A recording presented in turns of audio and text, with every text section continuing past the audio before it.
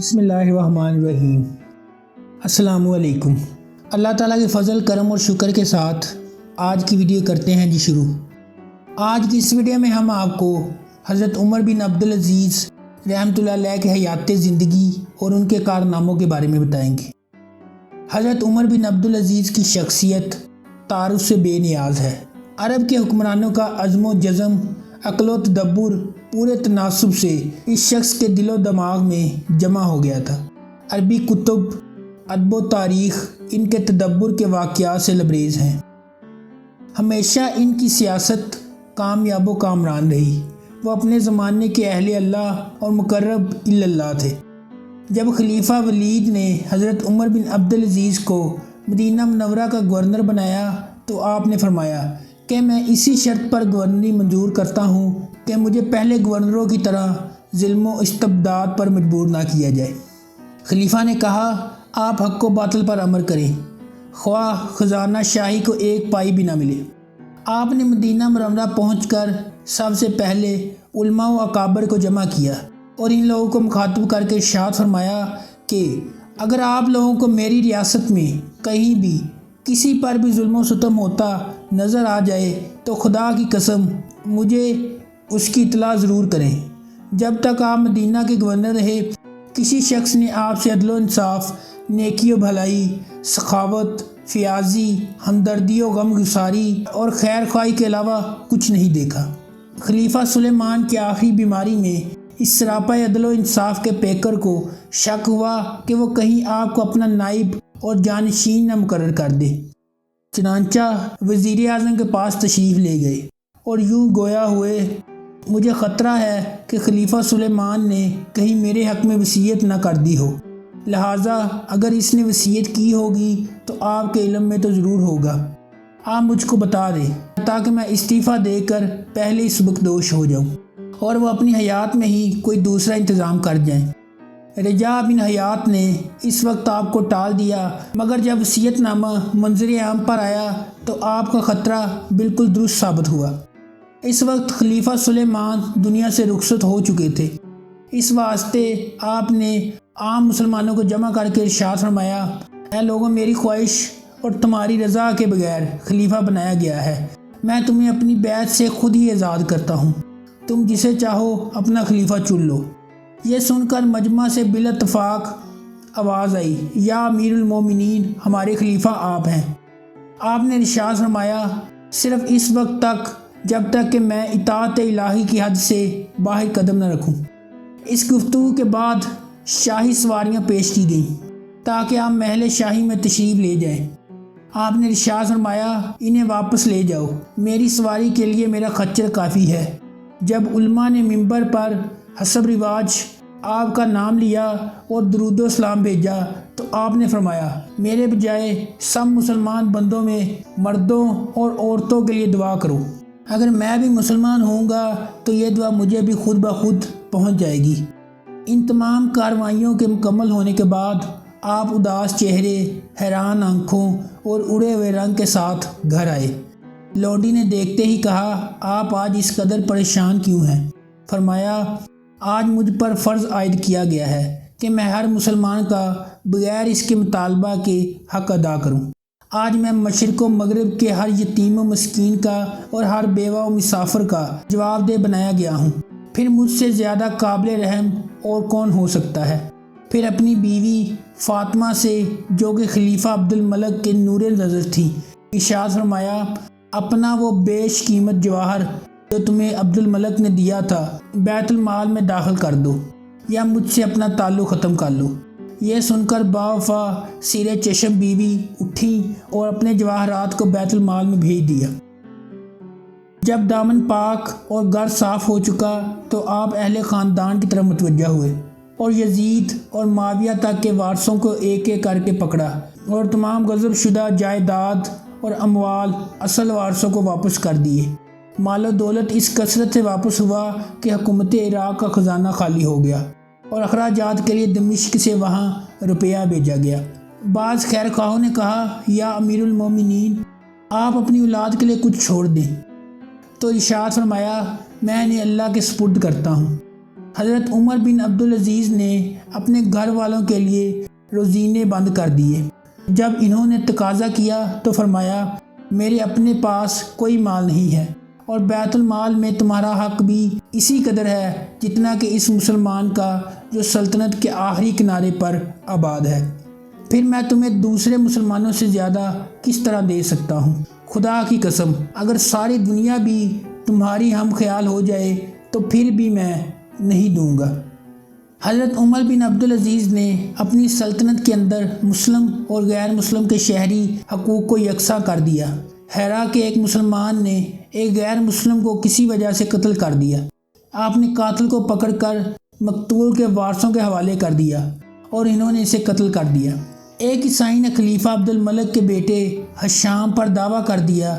جب مدعی اور مدعی عالیہ حاضر ہوئے تو آپ نے دونوں کو برابر کھڑا کر دیا۔ حشام کا چہرہ اس بے عزتی پر فرط غضب سے سرخ ہو گیا۔ آپ نے یہ دیکھا تو فرمایا اس کے برابر کھڑے رہو۔ شریعت حقہ کی شان عدالت یہی ہے کہ ایک بادشاہ کا بیٹا عدالت میں ایک نصرانی کے برابر کھڑا ہو۔ حضرت عمر بن عبدالعزیز کا دور حکومت صرف 2.5 سال ہے۔ اس مختصر اور قلیل مدت میں خلق خدا نے یوں محسوس کیا کہ زمین و آسمان کے درمیان عدل کا ترازو کھڑا ہو گیا ہے اور فطرت الہی خود آگے بڑھ کر انسانیت کو آزادی، محبت اور خوشحالی کا تاج پہنا رہی ہے۔ لوگ ہاتھوں میں خیرات لیے پھرتے تھے مگر کوئی محتاج نہیں ملتا تھا، یہاں تک کہ کوئی حاجت مند باقی نہیں رہا اور عطیات کو واپس کر دیتے تھے۔ عدی بن ارطاط نے آپ کو لکھا کہ یہاں خوشحالی اس قدر بڑھ گئی ہے کہ عام لوگوں کے کبر و غرور میں مبتلا ہو جانے کا خطرہ ہو گیا ہے۔ آپ نے جواب دیا لوگوں کو خدا کا شکر ادا کرنے کی تعلیم دینا شروع کر دو۔ ایک طرف لاکھوں اور کروڑوں لوگ امن و مسرت اور راحت و شادمانی کے شادیانے بجا رہے تھے تو دوسری طرف وہ وجود مقدس جس کی وجہ سے یہ سب کچھ ہوا تھا روز بروز لاغر اور بوڑھے ہوتے جا رہے تھے۔ اسے دن کا چین میسر نہیں تھا، اسے رات کی نیند نصیب نہ تھی۔ جب حضرت عمر بن عبدالعزیز مدینہ کے گورنر بنائے گئے تو اس وقت ان کا ذاتی ساز و سامان اس قدر وسیع اور عظیم تھا کہ صرف اسی سے پورے 30 اونٹ لاد کر مدینہ منورہ بھیجے گئے۔ جسم اس قدر تر و تازہ تھا کہ ہزار من پیڑ کے پٹو میں غائب ہو جاتا تھا۔ لباس تنعم اور عطریات کے بے حد شوقین تھے۔ نفاست پسندی کا یہ عالم تھا کہ جس کپڑے کو دوسرے لوگ آپ کے جسم پر ایک دفعہ دیکھ لیتے تھے دوبارہ نہیں دیکھتے تھے۔ خوشبو کے لیے مشک اور عنبر استعمال کرتے تھے۔ رجا بن حیات کا بیان ہے کہ ہماری سلطنت میں سب سے زیادہ خوش لباس، معطر اور خوش خرام شخص عمر بن عبدالعزیز تھے۔ آپ جس طرف سے گزرتے تھے گلیاں اور بازار خوشبو میں نہا جاتے، لیکن جس دن خلیفہ اسلام بنائے گئے آپ نے ساری جاگیریں اصل مالکوں کو واپس کر دی اور فرش، لباس، عطریات، ساز و سامان، محلات، لونڈی و غلام اور سواریاں سب بیچ دیے اور قیمت بیت المال میں داخل کر دی۔ آپ کے پاس صرف ایک جوڑا رہتا تھا، جب وہ میلا ہوتا اس کو دھو کر پہن لیتے تھے۔ مرض الموت میں آپ کے سالے نے اپنی بہن فاطمہ یعنی حضرت عمر بن عبدالعزیز کی اہلیہ سے کہا امیر المؤمنین کی قمیص بہت میلی ہو رہی ہے، لوگ بیمار پرسی کے لیے آتے ہیں، اسے بدل دو۔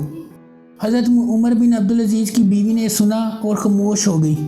بھائی نے جب پھر سے یہی تقاضا کیا تو فرمایا خدا کی قسم خلیفہ اسلام کے پاس اس کے علاوہ کوئی دوسرا کپڑا نہیں ہے، میں کہاں سے دوسرا کپڑا پہنا دوں؟ اور یہ جوڑا بھی خلیفہ وقت کے بدن پر جو تھا صحیح سالم نہ تھا، اس میں کئی پیوند لگے ہوئے تھے۔ ایک دن آپ کو انگور کھانے کی تمنا ہوئی، آپ بیوی کے پاس تشریف لائے اور فرمایا کیا تمہارے پاس 1 درہم ہے؟ میں انگور کھانا چاہتا ہوں۔ بیوی نے کہا خلیفۃ المسلمین ہو کر کیا آپ میں 1 پیسہ خرچ کرنے کی بھی طاقت نہیں ہے؟ فرمایا میرے لیے جہنم کی ہتکڑی سے زیادہ یہ آسان ہے۔ جب خلافت کی ذمہ داریوں کا پہاڑ آپ پر ٹوٹ پڑا تو غذا اور خوراک کے علاوہ میاں بیوی کے تعلقات سے بھی علیحدگی اختیار کر لی۔ سارا دن سلطنت کی ذمہ داریاں نبھاتے اور رات کے وقت عشاء پڑھ کر تنہا مسجد میں بیٹھ جاتے۔ اور ساری رات جاگتے سوتے گریہ وزاری میں بسر کر دیتی۔ بیوی سے ان کی یہ حالت دیکھی نہ جاتی۔ ایک دن انہوں نے تنگ آ کر پوچھا تو ارشاد فرمایا، میں نے ذمہ داری کے سوال پر بڑی اچھی طرح غور کیا ہے اور اس کے بعد میں اس نتیجہ پر پہنچا ہوں کہ میں اس امت کے چھوٹے بڑے اور سیاہ و سفید کاموں کا ذمہ دار ہوں۔ مجھے یہ یقین ہو چکا ہے کہ میری سلطنت کے اندر جس قدر بھی غریب، مسکین، یتیم، مسافر اور مظلوم موجود ہیں، ان سب کی ذمہ داری مجھ پر ہے۔ خدا تعالیٰ ان سب کے متعلق مجھ سے پوچھے گا۔ رسول اللہ صلی اللہ علیہ وسلم ان سب کے متعلق مجھ پر دعویٰ کریں گے۔ اگر میں خدا اور اس کے رسول صلی اللہ علیہ وسلم کے سامنے جواب نہ دے سکا تو میرا انجام کیا ہوگا؟ جب میں ان سب باتوں کو سوچتا ہوں تو میری طاقت گم ہو جاتی ہے، دل بیٹھ جاتا ہے، آنکھوں میں آنسو بے دریغ بہنے لگتے ہیں۔ 101 ہجری میں اموی خاندان کے بعض لوگوں نے آپ کے غلام کو 1000 اشرفی دے کر آپ کو زہر دلوا دیا۔ آپ کو اس کا علم ہوا تو غلام کو پاس بلایا، اس سے رشوت کی اشریاں لے کر بیت المال میں بھجوا دی۔ وہ فرمایا، جا میں تمہیں اللہ کے لیے معاف اور آزاد کرتا ہوں۔ پھر اپنے بیٹوں کو پاس بلایا اور فرمایا، اے میرے بچوں، 2 باتوں میں سے ایک بات تمہارے باپ کے اختیار میں تھی، ایک یہ کہ تم دولت مند ہو جاؤ اور تمہارا باپ دوزخ میں جائے، اور دوسری یہ کہ تمہارا باپ جنت میں داخل ہو۔ میں نے آخری بات پسند کر لی، اب میں تمہیں صرف خدا کے حوالے کرتا ہوں۔ ایک شخص نے کہا، حضرت کو روضہ نبوی کے اندر 4تھی خالی جگہ میں دفن کیا جائے۔ یہ سن کر فرمایا، خدا کی قسم، میں ہر عذاب برداشت کر لوں گا، مگر رسول اللہ صلی اللہ علیہ وسلم کے جسم مبارک کے برابر اپنا جسم رکھواؤں، یہ جرت مجھے برداشت نہیں۔ اس کے بعد آپ نے ایک عیسائی کو بلوایا اور اس سے اپنی قبر کی زمین خریدی۔ عیسائی نے کہا، میرے لیے یہ عزت کیا کم ہے کہ آپ کی ذات پاک میری زمین میں دفن ہو، میں اب عزت کی قیمت وصول نہیں کروں گا۔ فرمایا، یہ نہیں ہو سکتا۔ آپ نے اصرار کر کے قیمت اسی وقت ادا کر دی۔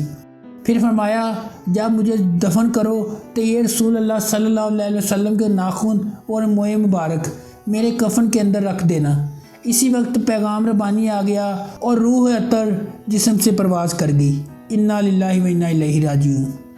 بارگاہ ایزدی میں احکر دعا گو ہے کہ اللہ تعالیٰ تمام مسلمانوں کو حضرت عمر بن عبدالعزیز جیسی زندگی اور موت نصیب فرمائے، آمین یا رب العالمین۔ اگر آپ کو ہماری یہ ویڈیو پسند آئی ہے تو اسے لائک کریں، شیئر کریں اور ہمارے چینل کو سبسکرائب کرنا مت بھولیں۔ شکریہ۔